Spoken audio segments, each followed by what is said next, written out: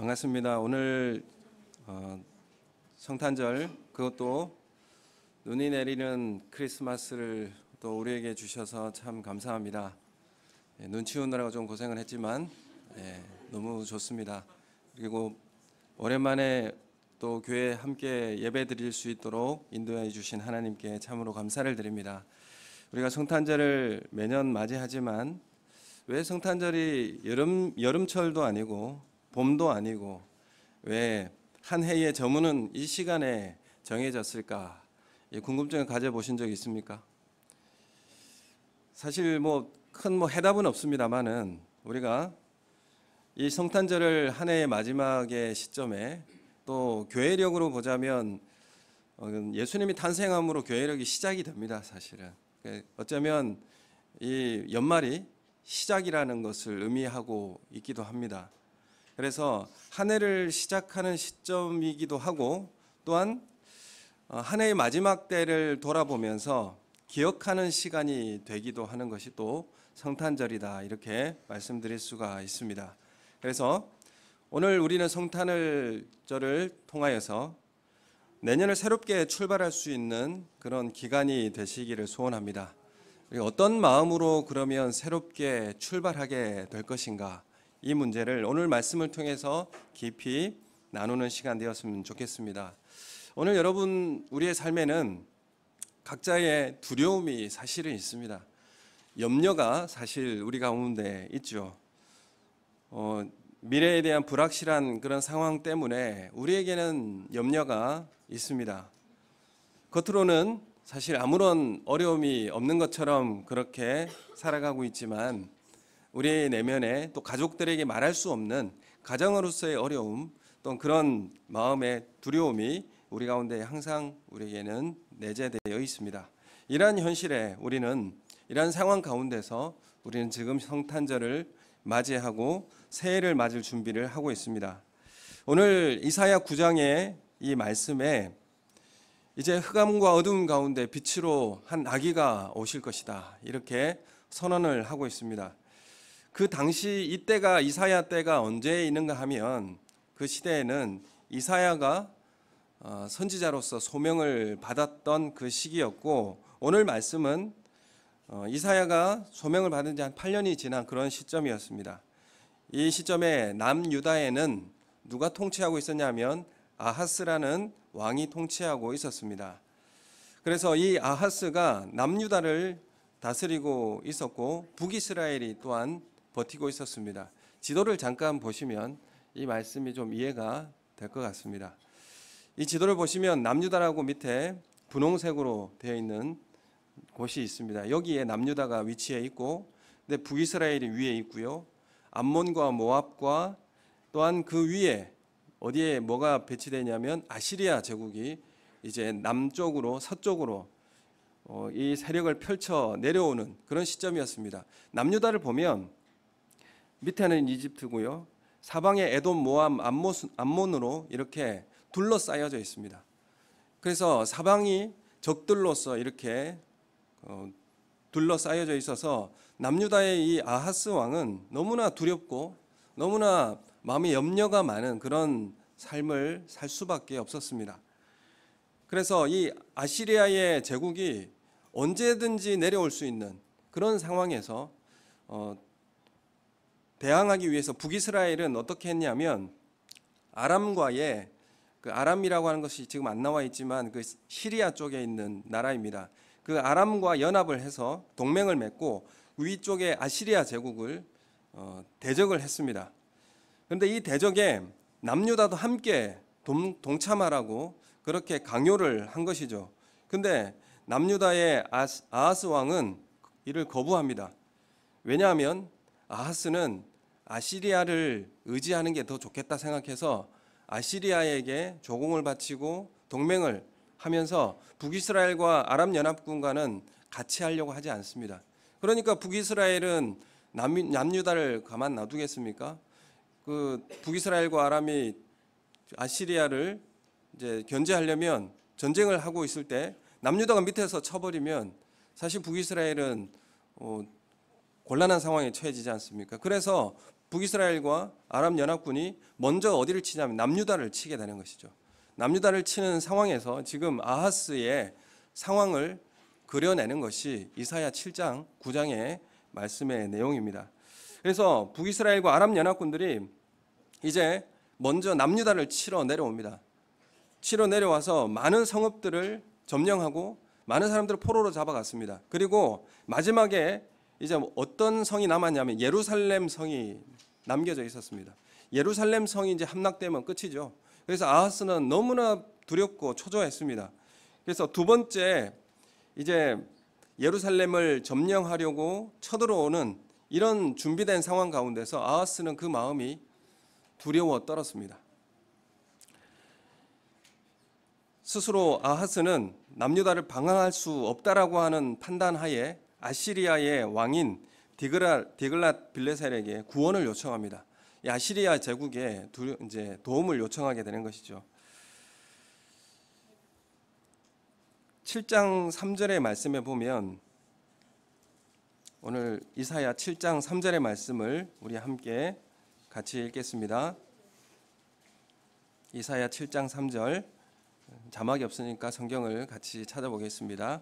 7장 3절 함께 읽겠습니다. 시작. 그때에 여호와께서 이사야에게 이르시되 너와 내 아들 스룹바벨은 윗못 수도 끝 세탁자의 밭 큰 길에 나아가 아하스를 만나라, 이렇게 말씀하고 있습니다. 윗못 수도 끝 세탁자 밭 큰 길, 어려운데 사실 이 아하스는 두 번째 침공을 막아내기 위해서 너무나 바빴습니다. 성벽도 공사해야 되고 그리고 공성전을 막아야 한다면 물이 필요했습니다. 그래서 수로를 내는 그 공사에 아하스가 궁 안에 그냥 있을 수가 없어가지고 너무 두려우니까 그 공사 현장에 나아가서 그것을 지도하고 감독하고 있었습니다. 그런 현장에 이사야를 하나님께서 아하스 왕에게 보내신 것이죠. 그러면서 7장 4절에 이렇게 말합니다. 7장 4절 말씀 우리 함께 읽겠습니다. 시작. 그에게 이르기를 너는 삼가며 조용하라. 르신과 아람과 르말리아의 아들이 심히 노할지라도 이들은 연기나는 두 부지깽이 그루터기에 불과하니 두려워하지 말며 낙심하지 말라. 아멘. 지금 두려워 떨고 있는 아하스에게 하나님 이사야를 보내서 네가 그렇게 두려워하고 있는데 그 두 나라는 타담한 부지깽이다. 염려하지 말고 두려워하지 말라. 이렇게 하나님께서 말씀하고 있습니다. 너는 삼가여 조용하라, 이렇게 말합니다. 삼가여서 조용하라. 여러분, 우리에게 두려움과 미래에 대한 염려를 가지고 한 해를 마감하고 있는 우리에게 뭐라고 말하느냐면 너는 삼가하며 조용하라. 이 말이 어떤 의미냐 하면 정신을 바짝 차리고 침착하게 행동하라. 그리고 두려워하지 말라. 왜냐하면 아람 왕 르신과 북이스라엘 왕 베가는 타담한 부지깽이 끝에서 나오는 연기에 지나지 않는다, 이렇게 말하고 있습니다. 이 연기 때문에 비록 눈물이 날지라도 그것 때문에 집안 전체가 불타지 않는다는 그런 의미를 담겨 놓고 있습니다. 그래서 침착하게 행하라고 하는 것은 지금 닥친 환란의 실체를 올바르게 바라보라는 것입니다. 우리가 다가오는 어떤 염려나 두려움들, 왜 우리가 이것을 가져왔는가, 이 환란의 실체를 올바르게 바라보라는 것을 말하고 있습니다. 지금 이 이사야의 권면은 강력한 나라들의 침공을 목전에 두고 아하스 왕에게 주어졌습니다. 사방이 지금 적들이 우글거리고 있는 그 상황에서 하나님은 이사야를 보내어서 환란의 실체를 올바르게 분간하라, 이렇게 말하고 있습니다. 현실은 지금 유다 백성들을 두렵게 하기에 충분했습니다. 그래서 우리에게 시각을 다르게 보라고 우리에게 말씀하고 있습니다. 여러분, 무엇으로 지금 두려워하고 계시고 무엇으로 염려하고 계십니까? 그래서 우리는 지금 이 두려움을 바라보는 시각을 다르게 보라, 이렇게 말씀하고 있습니다. 연합군을 보지 말고 누구를 보라는 것입니까? 하나님을 보라, 이렇게 말씀하고 있습니다. 우리의 미래에 대한 불확실한 그런 두려움을 바라보지 마시고 하나님을 보시는 우리 성도님들 되시기를 소원합니다. 너는 삼가고 조용하여 지금 이때가 누구를 바라봐야 할지를 분명히 선택하라, 이렇게 지금 이사야는 아하스 왕에게 말하고 있습니다. 동일한 상황에서 아하스의 시각과 이사야의 시각이 다른 것이죠. 아하스는 두려워 떨고 있고 이사야는 북이스라엘과 연합군을 뭐라고 보고 있습니까? 타다만 부직갱이라고 그렇게 보고 있습니다. 그 염려의 중심을 타다만 부직갱이와 같다. 이제 그 나라는 없어질 것이다. 이렇게 지금 하나님 말씀하고 있습니다. 이렇게 볼 수 있는 시각이 어디에서 나오겠습니까? 그것은 여호와 하나님을 향한 신뢰와 믿음이 있는가 없는가입니다. 우리가 이 문제를 바라볼 때에 하나님을 신뢰하고 의지하는 믿음이 있는가 없는가에 따라서 우리에게 두려움이 닥쳐오든지 아니면 우리는 안연하게 그 사건을 바라볼 수 있는지 두 가지 상황이 펼쳐지게 되는 것입니다. 그래서 믿음은 현실을 다르게 보게 하고 나라를 견고하게 만드는 것은 무엇입니까? 여호와에 대한 신뢰였습니다. 우리 가정을 견고하게 하는 것, 우리 교회를 견고하게 하는 것, 그것은 하나님에 대한 신뢰가 있는가? 그것이 우리를 좌우하게 된다는 것입니다. 그래서 7장 9절의 말씀 우리 한 번 더 같이 읽겠습니다. 7장 9절 말씀 시작. 에브라임의 머리는 사마리아요 사마리아의 머리는 르말리아의 아들이니 만일 너희가 굳게 믿지 아니하면 너희는 굳게 서지 못하리라 하시니라. 아멘. 그럼 우리가 이 염려에서 두려움에서 떠날 수 있는 방식은 뭐냐 하면 하나님을 굳게 믿으라는 것입니다. 하나님을 굳게 의지하라는 것입니다. 역대하 20장에 보면 그 앞세대에 여호사밧이라는 왕이 있었습니다. 거기에도 모압 암몬 연합군이 이스라엘을 쳐들어오는 상황이었습니다. 그때 금식을 선포했고 이 여호사밧 왕은 하나님의 도우심을 구했습니다. 그래서 그 하나님께서 뭐라고 말씀하시냐면 자막으로 보여주십시오. 역대하 20장 17절 말씀 같이 읽겠습니다. 시작. 여호와가 구원하는 것을 보라. 유다와 예루살렘아 너희는 두려워하지 말며 놀라지 말라. 내일 그들을 맞서 나가라. 여호와가 너희와 함께 하리라. 아멘. 지금 그 앞세대 아하스보다 그 앞세대에 있는 여호사밧 왕에게 하나님은 이렇게 말씀하고 있습니다. 위에 그 연합군이 쳐들어 내려오는 그런 상황에서 너희는 여호와가 너희와 함께 하기 때문에 맞서 나가라. 이렇게 말씀하고 있습니다. 그래서 함께 하리라. 여호와께서 너희와 함께 하리라. 이 말은 무슨 말이냐면 하나님을 신뢰하라는 것입니다. 하나님께서 우리와 함께 하시니까 하나님을 신뢰하라는 것입니다. 상황이 바뀐 것이 없습니다. 문제는 그대로 있습니다.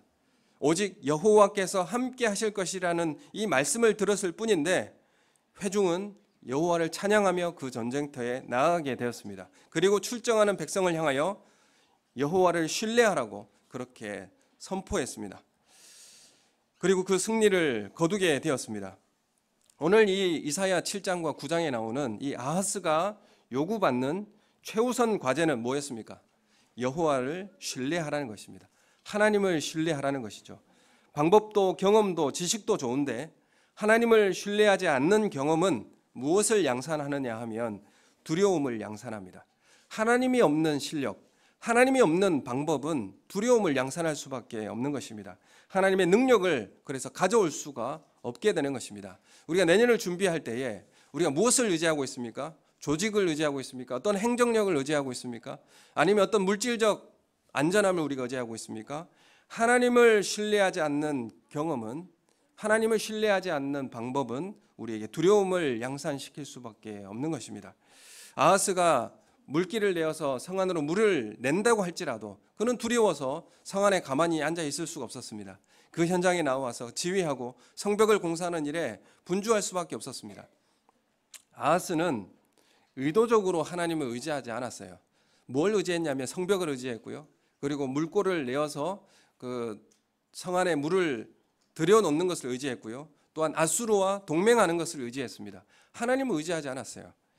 의도적으로 하나님의 말씀을 듣지도 않았습니다. 이사야는 징조를 줄 터인데 너희를 구원할 하나님의 징조를 구해라.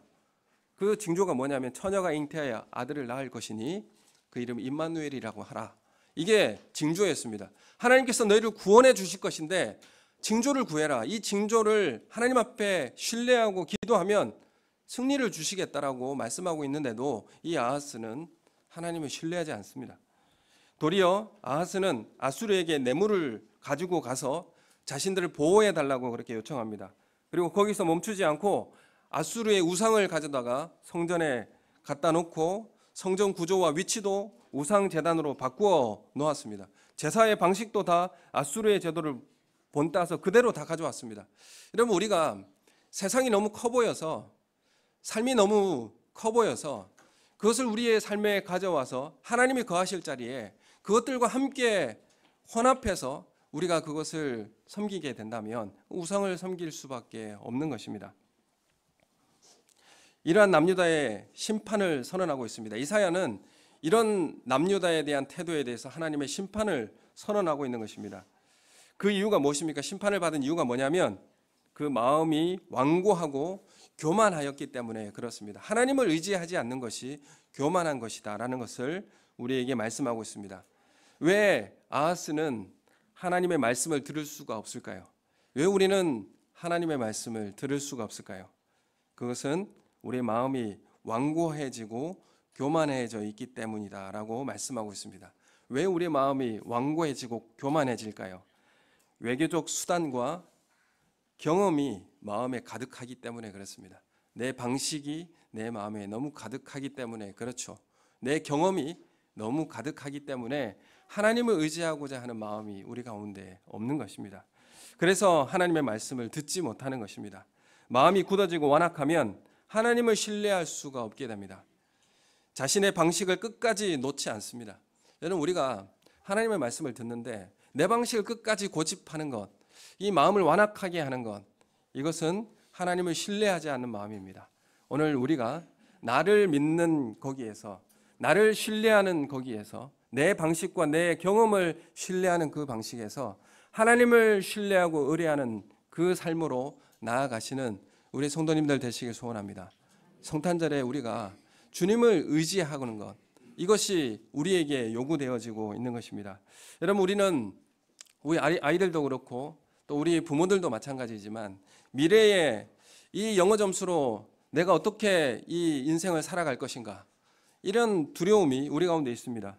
그래서 이 미래에 뒤처질 것 같은 이 두려움이 오늘 우리의 자녀 교육에 몰두하게 만듭니다. 그리고 미래의 노후의 두려움이 직장이나 재테크에 올인하게 만듭니다. 여러분, 이것을 함께 가져와서 하나님을 신뢰하지 못하고, 물론 그것이 나쁘다라는 것이 아닙니다. 우리에게 어디에 마음이 뺏겨 있고 우리 마음이 어디에 마음이 완고해져 있는지, 하나님의 말씀을 들을 수 없는 이유가 무엇인가, 우리 삶을 다시 한번 더 돌아보는 계기가 되기를 원합니다. 남유다의 상황을 말할 때 두려움의 극치였습니다. 어떻게 해야 될지 알 수 없는 그런 상황이었습니다. 강력한 제국 아수르가 있었고요. 그리고 북이스라엘이 에워싸고 있었고 사방이 적들로 에워싸 있었습니다. 그래서 사방이 적이어서 살 수 없을 것 같은 낙심만이 지배하고 있었던 시절이었습니다. 사실 진짜 흑암은 무엇입니까? 진짜 어두움은 무엇입니까? 그것은 말씀을 들을 수 없는 것이 비극인 것입니다. 우리에게 하나님의 말씀을 들을 수 없다는 그 자체가 우리에게 흑암입니다. 여러분, 우리는 하나님의 말씀을 듣고 하나님을 신뢰할 수 있는 그런 삶을 살아가는 우리 성도님들 되시기를 소원합니다. 하나님은 이 흑암과 같은 이 환경을 뚫고 하나님은 회복을 선언하고 계십니다. 마태복음에는 처녀가 아들을 낳을 것이다, 이렇게 말씀하고 있습니다. 네, 성탄의 종이 울려 펴지는데 처녀가 아들을 낳을 것이다. 처녀가 아들을 낳을 것이다. 이사야서에도 말씀하고 있고 마태복음에도 말씀하고 있습니다. 처녀가 아이들을 낳을 것이다. 그 아기를 낳을 것인데 이것이 우리에게는 빛이 되었고 희망이 되었고 소망이 되었습니다. 그래서 이 아기로 오신 예수 그리스도를 신뢰하라, 이렇게 지금 우리에게 말씀하고 있습니다. 다시 이사야 9장 2절로 다시 돌아가서 이사야 9장 2절 말씀에 우리 다 같이 함께 읽겠습니다. 시작. 흑암에 행하던 백성이 큰 빛을 보고 사망의 그늘질 땅에 거주하던 자에게 빛이 비치도다, 이렇게 말씀하는데, 스불론 땅과 납달리 땅이 멸시당하는 땅이었습니다. 갈릴리 지역 땅인데 그 지역은 성벽으로 방비하기도 참 어려운 지역이었고 사마리아 사람들, 이방인들이 몰려 살아왔던 곳이었기 때문에 버려진 땅이었습니다. 그런데 예수님께서 오심으로 갈릴리 지역이 어떤 지역이 되었습니까? 빛이 비추어지는 소망의 땅이 된 것입니다. 예수님께서 갈릴리 사역을 하시잖아요. 예수님께서 그 갈릴리 지역에 말씀을 선포하시면서 빛이 비춰졌다, 희망의 서막이 열려졌다. 이렇게 지금 이 예언의 말씀이 이제 이루어지게 되는 것입니다. 그래서 하나님은 두려움의 길을 찾지 못하고 흔들리는 그런 흑암을 뚫고 예수님으로 빛으로 우리 가운데 찾아오신 것입니다. 오늘 말씀인 9장 6절의 말씀을 우리 함께 한 목소리로 같이 읽겠습니다. 시작. 이는 한 아기가 우리에게 낳고 한 아들을 우리에게 주신 바 되었는데 그의 어깨에는 정사를 메었고 그의 이름은 기묘자라 모사라 전능하신 하나님이라 영존하시는 아버지라 평강의 왕이라 할 것입니다. 아멘. 예수님은 왕으로 오시는데 평강도 주시고 또 우리의 전능하신 하나님이시요 우리 모사라 우리를 카운셀링 해주시고 도와주시고 우리를 위로해 주시는 하나님이시다. 우리 모든 어려움에 돌보시는 분이시다. 그러니 하나님을 신뢰하라. 이렇게 지금 말씀하고 있는 것입니다. 오늘 우리는 무엇으로 두려워하고 있고 무엇 때문에 염려하고 있습니까? 오늘 한 아기가 우리에게 낳고 오늘 아기가 교회에 왔어요. 왔어요. 네. 그것 때문에 참 설레이기도 하는데 또 아기가 왔습니다. 오늘 말씀에도 우리라는 단어가 2번 반복하고 있습니다. 우리, 한 아기가 우리에게 낳았다. 어떻게 낳습니까? 성령의 잉태함으로 낳았습니다. 그리고 우리에게 주신 바 되었다. 이렇게 말씀하고 있어요. 이게 우리에게 강조하는 겁니다. 한 아기가 우리에게 낳고 그리고 우리에게 주신 바 되었다. 이렇게 말씀하고 있습니다. 이 아기는 우리의 것이 되었다라는 것입니다. 이 아기가 누굽니까? 우제는 아니고 예수 그리스도께서 아기로 오셨다라는 것이죠. 이 아기가 우리에게 낳고 우리의 것이 되었다. 이렇게 말씀하고 있습니다. 한 아기가 우리에게 낳고 한 아들이 우리에게 주어졌다라는 말씀이 복음이 된 것이요 빛이 된 것이었습니다. 어둠이 짙게 깔려서 앞이 보이지 않던 그런 상황에 두려움에 짓눌려서 소망을 꿈꾸는 것이 사라졌을 때에 빛으로 우리에게 비추어 주신 것입니다. 한 아기, 그는 우리의 것이다. 우리의 소유다. 이렇게 말씀하고 있습니다. 우리를 위해 아기의 몸으로 태어났고 이것만으로도 감당할 수가 없는데 우리에게 주어졌다라는 것입니다. 우리의 소유로 주어졌다라는 것입니다. 그러므로 우리와 영원히 함께 하시겠다라고 말씀하고 있습니다. 예수님 우리에게 주어진 선물이라고 말씀하고 있습니다. 그래서 우리와 함께 하시는 예수님, 그 예수님을 신뢰하라고 의지하라고 우리에게 말씀하고 있습니다. 아하스가 주변 나라들의 위협들로 인해서 두려워하고 있습니다. 징조의 예언도 귀에 들어오지 않습니다. 말씀이 들리지 않고 하나님과의 관계가 단절된 상태가 바로 흑암이 되는 것입니다. 두려움은 아무리 환경과 상태가 좋아도 우리에게 찾아올 수밖에 없습니다. 다윗이 시편 23편을 썼죠. 시편 23편의 첫 구절이 뭡니까? 여호와는 나의 목자이십니다. 이 목자라고 하는 게 뭡니까? 하나님 내가 신뢰할 수 있습니다. 내가 양이고 목자를 신뢰할 수 있습니다. 내가 예수님이 하나님이 나의 목자가 되시니 나는 평안합니다. 내게 부족함이 없습니다. 이렇게 고백하죠. 하나님을 의지하니까 나에게 부족함이 없습니다. 영어 표현으로는 뭐라고 말하고 있냐면 더 이상 나는 원하는 것이 없습니다. 이 표현입니다. 하나님이 나의 목자가 되시니까 나는 더 이상 원하는 것이 없습니다. 이렇게 말하고 있습니다.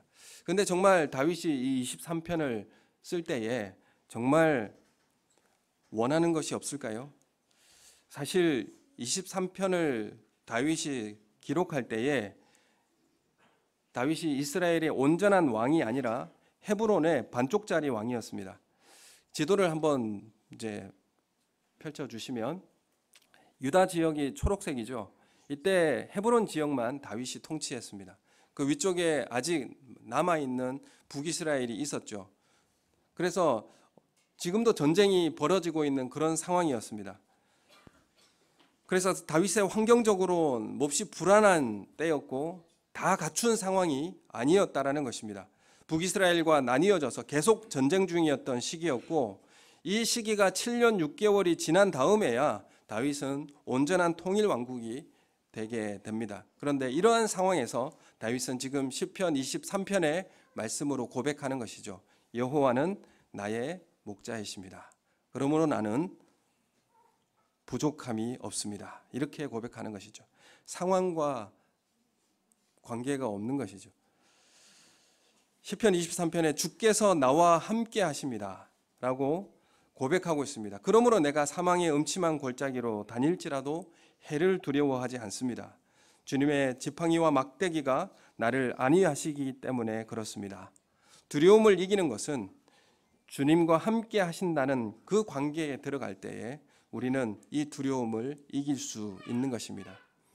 주님은 나의 목자이십니다. 이렇게 고백하는 우리 성도님들 되시기를 소원합니다. 다윗이 언제 범죄합니까? 다윗은 우리아의 아내를 범하면서 살인과 거짓에 여러 가지 죄를 지을 때, 그때가 언제인가 하면 그 다음 지도를 한번 보여주시면 다윗이 통일 왕국을 이루고 이제 상황적으로 북이스라엘의 문제가 해결되고 환경적으로는 부족함이 없는 그 상태, 그때 다윗은 죄를 짓습니다. 부족함이 없다고 생각할 그때 다윗은 하나님과 하지 않았고 함께 하지 않았고 하나님을 의지하지 않았습니다. 하나님을 목자의 관계로 생각하지 않았습니다. 그때 한 여자를 범하게 되는 것이죠. 왕으로서 그가 취할 수 있는 많은 많은 여인들이 있었습니다. 그런데 그게 모자라다는 생각이 들었고 탐욕이 생겨나게 되는 그 이유가 되었습니다. 결핍이 들어올 때, 우리에게 결핍이 들어오면 죄의 길로 들어가게 되어 있습니다. 돈이 부족하고 상황이 불안정한 때를 결핍의 상태라고 생각하지만 사실 돈이 없다고 결핍의 상태라고 말할 수 없습니다. 우리에게 하나님이 가까이 안 계신다고 느껴질 때에 우리에게는 결핍이 엄습하게 됩니다. 다윗이 모든 것을 다 가지고 있었던 그런 상황 가운데서 결핍을 느낀 것과 마찬가지입니다. 우리가 다 가지고 있을 때에 우리는 결핍을 느낄 수 있습니다. 왜냐하면 하나님이 나와 함께 가까이 안 계신다라고 느낄 때에 우리는 그 두려움이 결핍이 엄습하게 됩니다. 그래서 결핍 가운데 그 공허함을 내가 채우려고 하는 것이죠. 내가 채우려고 하다 보니까 탐욕의 길을 걷게 되는 것입니다. 두려움과 불안 가운데 죄를 짓는 많은 감정들은 부족하다고 하는 허전한 감정들이 생길 때입니다. 왜 나를 사랑하지 않는가? 왜 나를 인정하지 않는가? 왜 나를 돌보지 않는가? 이런 불안함과 결핍 가운데서 죄를 짓는 많은 감정들이 터져 나오게 되고 허전한 감정들이 생길 때 우리는 죄의 길을 들어가게 되는 것입니다. 내가 주님을 의지하지 않을 때, 주님과 단절되었을 때 찾아오는 것이 뭐냐 하면 두려움입니다.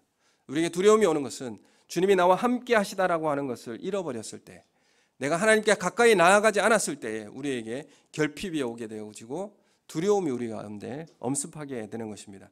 두려움이 엄습할 때 뭘 하시는 줄 압니까? 우상을 만들기 시작합니다.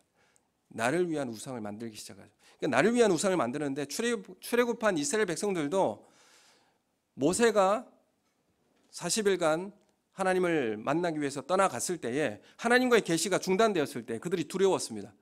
그들이 두려워서 만든 게 뭡니까? 금송아지를 만든 것이죠. 아피스 신을 만든 겁니다. 우상을 하나 더 만들게 되는 것이죠. 우리가 하나님과 가까이 하지 않고 하나님으로부터 멀어질 때 우리는 나를 보호할, 나의 결핍을 채워줄 다른 우상을 만들게 되는 것입니다. 다윗이 가장 위험하고 고통스러울 때가 있었습니다.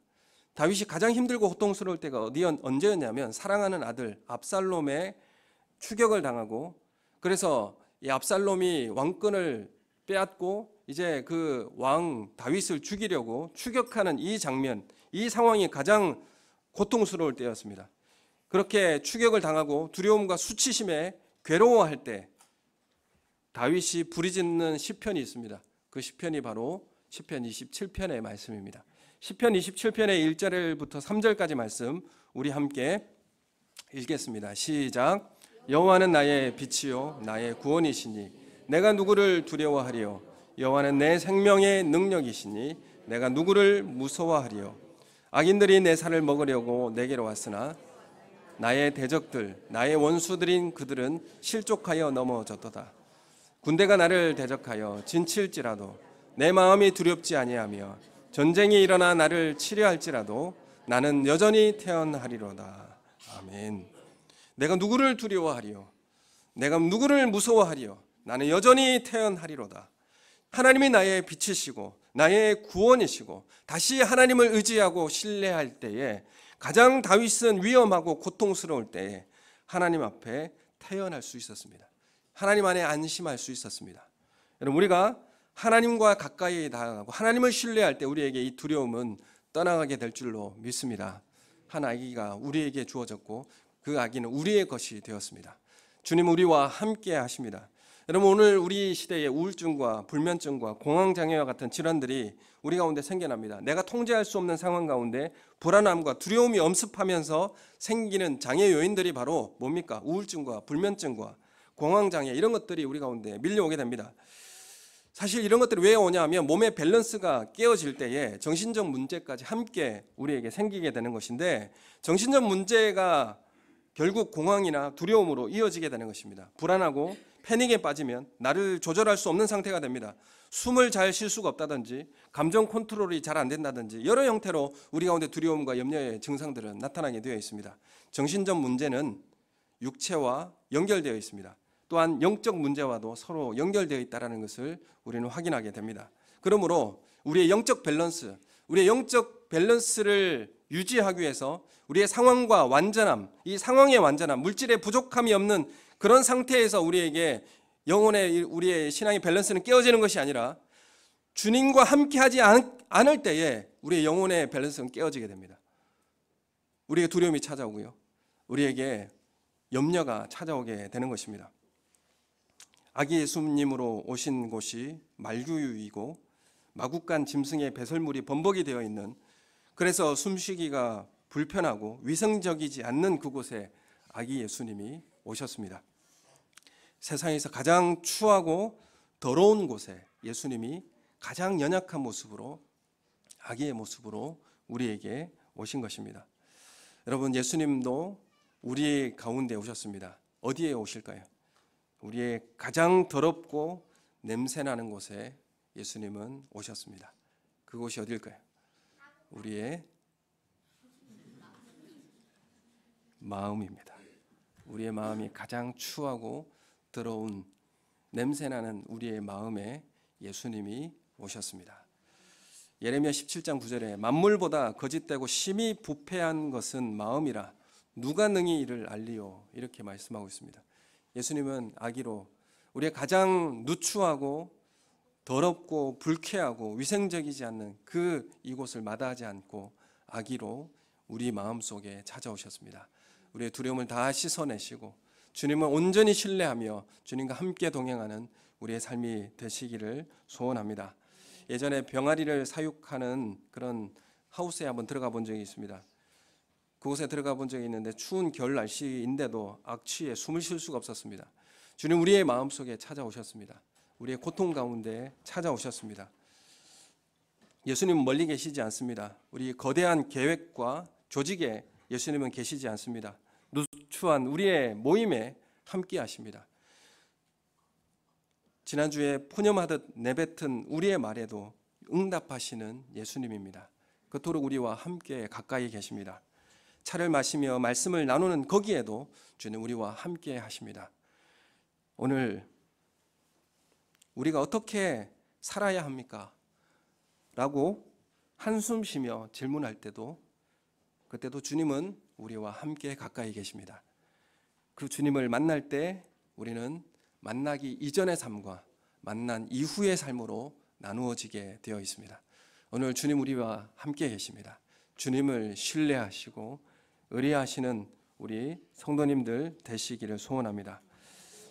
여러분, 우리 두려움이라고 하는 것이 재테크라든지 성공 추구라는 그 우상을 하나 더 만들지만, 주님을 의지하고 주님과의 사귐의 교제로 가까워질 때 우리는 평안과 만족과 안식으로 들어가게 될 줄로 믿습니다.